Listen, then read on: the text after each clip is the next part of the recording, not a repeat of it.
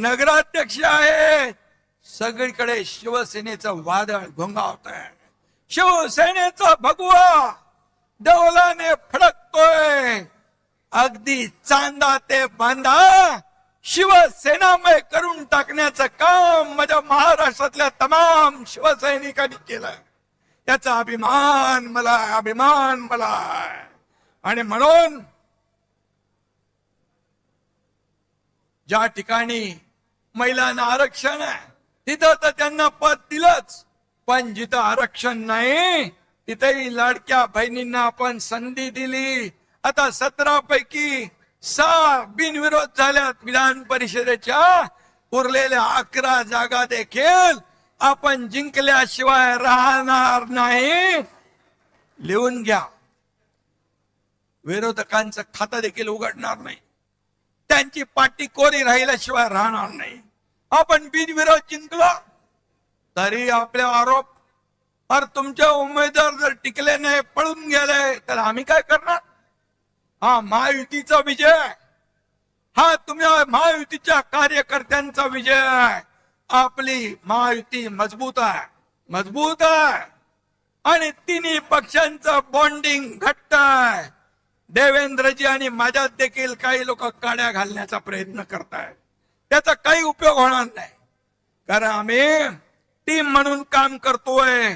कुछ लोग छुप कर जाके उन्हें बताते हैं, कुछ लोग छुप कर उन लोग जाके उन्हें बताते हैं, अरे पर वो हमें आके सब कुछ बताते हैं. काय तुम्ही सांगणार?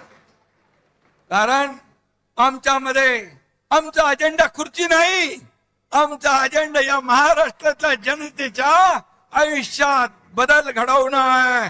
कारण त्या अजेंड्यावर आम्ही काम करतोय. त्यामुळे किती कोणी काही केला प्रयत्न तरी सुद्धा ही महायुती महाराष्ट्रामध्ये वेगाने पुढे जाणार. या महाराष्ट्रात 2.5 वर्षाचा कारकीर्द आपण पाहिली पाहिजे. या 2.5 वर्षाच्या कारकिर्दीमध्ये स्थगिती दिलेल्या सगळ्या स्थगिती आपण हटवून टाकली, सगळ्या स्पीड ब्रेकर हटवून टाकले. त्यांचा पाय ब्रेकवर होता, आमचा पाय एक्सलेटरवर आहे. त्यामुळे विकासाची गाडी वेगाने, बुलेटच्या वेगाने धावती आहे. आज मी 2.5 वर्ष काम केला, महाराष्ट्र पुढे नेला. देवेंद्रजी आता काम करताय, आम्ही टीम म्हणून काम करतोय. आमचा अजेंडा एकच, महाराष्ट्राची प्रगती. महाराष्ट्राला वेगवान पद्धतीने पुढे न्यायचंय. महाराष्ट्रातला सर्वसामान्य माणूस सुखी झाला पाहिजे, समृद्ध झाला पाहिजे. शेतकरी, कष्टकरी, कामगार, वारकरी, लाडक्या बहिणी माझ्या सुखी झाल्या पाहिजे. खऱ्या अर्थाने लाडकी बहीण योजना सुरू झाली, मी देखील गरिबी पाहिली, ते दिवस मी पाहिले. आईची, माझ्या पत्नीची काटकसर मी पाहिली आहे. मुख्यमंत्री झाल्यानंतर मुख्यमंत्री माझी लाडकी बहीण योजना सुरू करण्याचा निर्णय आम्ही घेतला. त्यात देखील अनेक लोकांनी खोडा घातला, पण त्यांना माझ्या लाडक्या बहिणीने चांगला जोडा दाखवला आणि पार हटवून टाकलं. आणि म्हणून मी सांगतो, कोणी माईकाला आला तरी लाडकी बहीण योजना कधी बंद होणार नाही, हा तुमच्या एकनाथ शिंदेचा शब्द आहे. आम्ही जे बोलतो ते करून दाखवतो.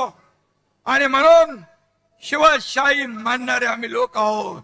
छत्रपतीच्या आशीर्वादाने आम्ही काम करतोय, त्यांचा आदर्श डोळ्यासमोर ठेवून आम्ही काम करतोय. रयतेच्या भाजीच्या देठाला हात लागता कामा नये, हे शिवरायांची शिकवण.